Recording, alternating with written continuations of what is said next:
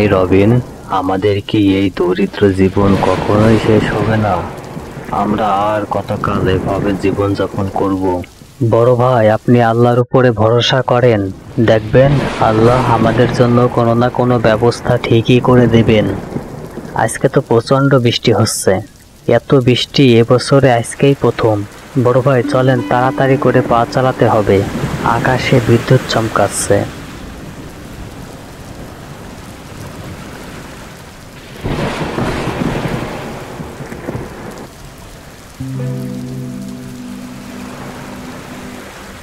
বড় ভাই, আমি তাহলে ঘরে গেলাম, আকাশে বিদ্যুৎ চমকাচ্ছে, আপনিও চলে যান। আচ্ছা ভাই, তুমিও চলে যাও।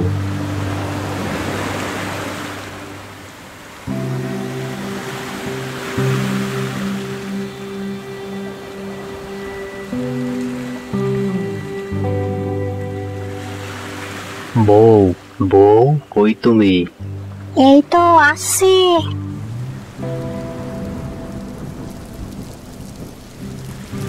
আমার আর রবিনের জন্য খাবার বারো তো, আমাদের অনেক খিদে পেয়েছে। আমি ভেজা কাপড়গুলো পরিবর্তন করে আসি। আচ্ছা ঠিক আছে, আমি খাবার বাড়তাছি।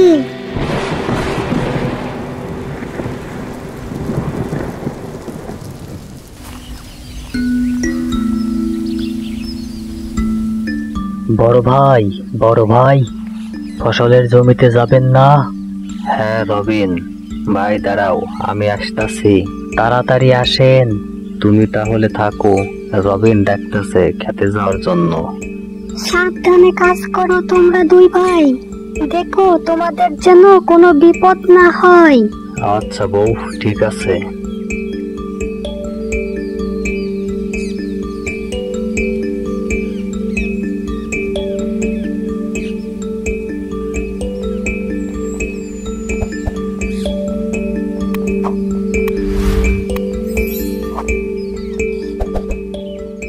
বড় ভাই, আমাদের কিন্তু চাষের জমি আরো বাড়াতে হবে। এত অল্প জমিতে চাষ করে আমাদের কিন্তু পোষাচ্ছে না। হ্যাঁ রবিন, তুমি কথাটা ঠিকই বলেছো। গতকাল তোমার ভাবিও আমাকে একই কথা বলেছিল। আমি সিদ্ধান্ত নিয়েছি, এবারের ফসল আল্লাহ যদি ভালোভাবে গড়ে তোলার তৌফিক দেয় আর দাম যদি মোটামুটি ভালোই পাই, তাহলে আগামী কার্তিক মাসে চাষের জমি বাড়াবো।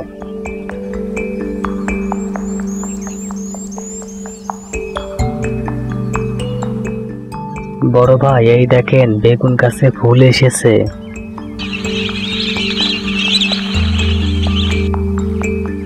আমাদের ভাগ্য এবার খুলবে, গঞ্জে বেগুনের দামও ভালোই আছে।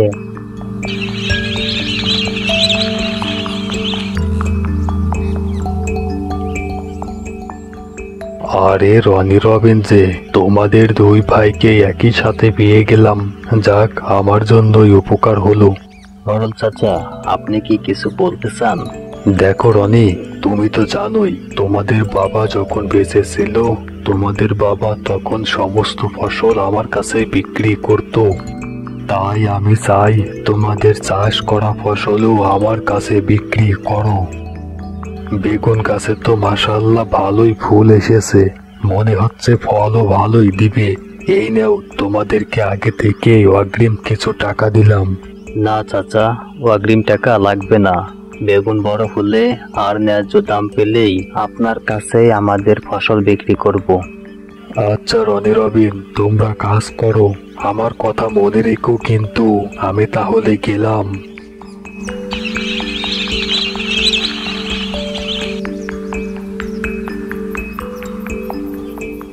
বড় ভাই, আপনি অগ্রিম টাকা না নিয়ে কাজটা ভালোই করেছেন। মোড়ল মশাই সারা জীবন আমাদের আব্বাজানকে ঠকিয়েছে। আমরা আর মোড়লের পাতা ফাঁদে পা দিব না। হ্যাঁ ভাই, তুমি কথাটা ঠিকই বলেছো। চলো আমরা আর সময় নষ্ট না করি, বেগুন গাছের আগাছাগুলো পরিষ্কার করি।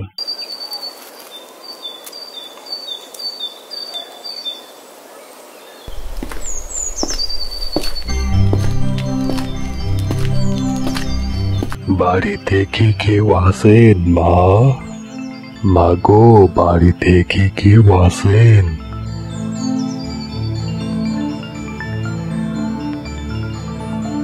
বলুন বাবা, আপনাকে কিভাবে সাহায্য করতে পারি? মাগো, আমাকে কি এক গ্লাস পানি খাওয়াবে? আমার অনেক পানির তেষ্টা পেয়েছে। আচ্ছা বাবা, আপনি বসেন, আমি পানি নিয়ে আসি।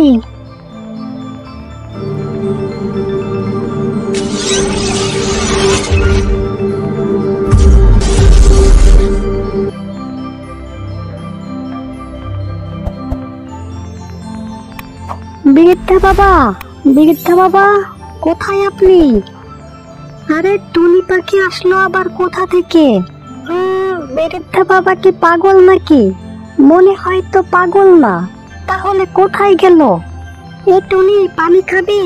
এই নে, পানি খা।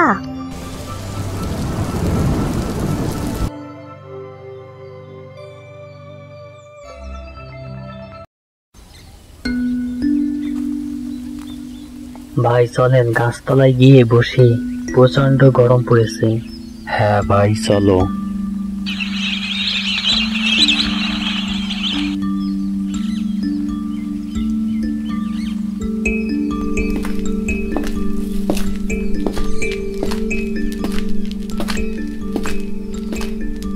বাবা, আমাকে কি একটু পানি খাওয়াবে? আমার অনেক পানির পিপাসা পেয়েছে। আমাদের কাছে তো পানি নেই, আপনি বৃদ্ধ মানুষ, আপনার পানির পিপাসা পেয়েছে আর আমরা আপনাকে পানি পান করাবো না, এটা কি ঠিক হবে? আপনি একটু বসেন, আমি পানি নিয়ে আসি। বড় ভাই, আপনি বিশ্রাম করেন, আমি পানি নিয়ে আসি।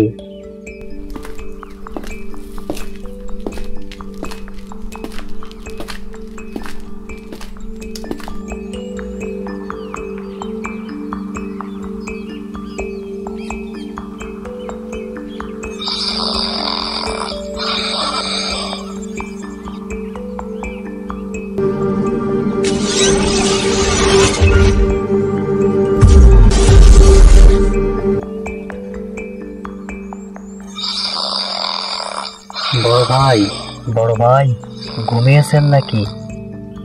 কে? ও রবিন। হ্যাঁ ভাই, বৃদ্ধা কই? ওনাকে তো দেখছি না। আসলে তো বৃদ্ধা কই, বৃদ্ধা তো আমার পাশেই দাঁড়িয়েছিল। কখন যে আমার চোখ দুটো লেগে গেল আমি তো কিছুই বুঝলাম না। আমার তো এমন ঘুম এর আগে কখনো হয়নি। বৃদ্ধা আমাদের কাছে পানি পান করতে চেয়ে গেল কোথায়? ছোট ভাই, আমার কেন যেন মনে হচ্ছে এর মধ্যে কোনো ঝামেলা আছে। তুমি পানিটুকু গাছের গোড়ায় ফেলে দাও আর চলো আমরা এখনই বাড়ির দিকে ফিরে যাই, এখন দুপুর হয়ে গেছে। হ্যাঁ ভাই, আমারও তাই মনে হচ্ছে।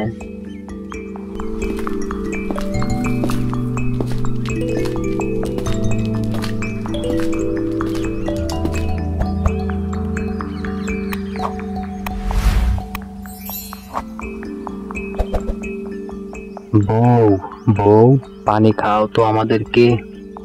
হ্যাঁ, আসছে।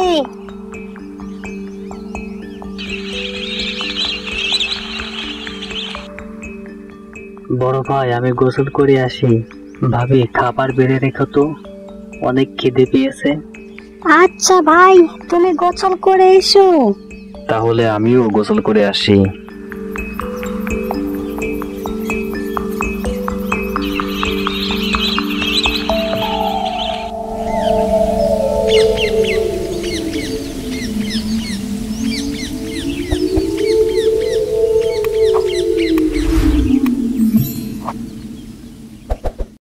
আরে বৃদ্ধা বাবা, আপনি?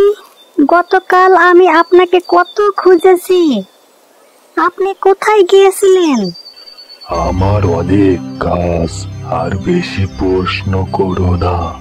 এই নাও তোমার হাদিয়া। বাবা, আপনি কোথায় থাকেন আর আপনার পরিচয় বা কি? শোনো মা, তোমরা প্রতি বছরে যা রোজগার করবে তা থেকে কিছু অংশ দান করবে। দান জাকাত যদি না করো তাহলে তোমাদের সম্পদ আর থাকবে না।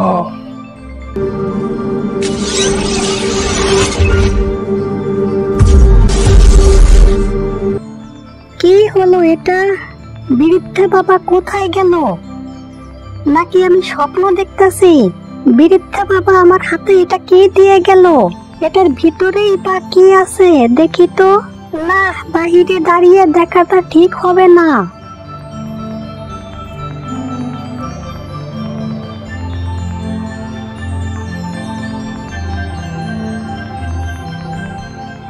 ওগো, এই দেখে তো এটার ভিতরে কি আছে। আরে বউ, তুমি এই পোটলাটা কোথায় পেয়েছো? এটা আমাকে এক বৃদ্ধা বাবা দিয়েছে। কি বললে? বৃদ্ধা বাবা? বৃদ্ধা কি তোমার কাছে পানি খেতে চেয়েছিল? হ্যাঁ, গতকাল আমাদের বাড়িতে এসেছিল আর পানি খেতে চেয়েছিল। তারপর আমি পানি নিয়ে বাহিরে গিয়ে দেখলাম বৃদ্ধা বাবা আর নেই। গতকাল আমাদের সাথেও একই কাহিনী ঘটেছে। এখন আমি পরিষ্কার বুঝে গেছি সে কোনো সাধারণ মানুষ ছিল না। যাক, এত কথা বাদ। আল্লাহ যা করে তা আমাদের ভালোর জন্যই করে।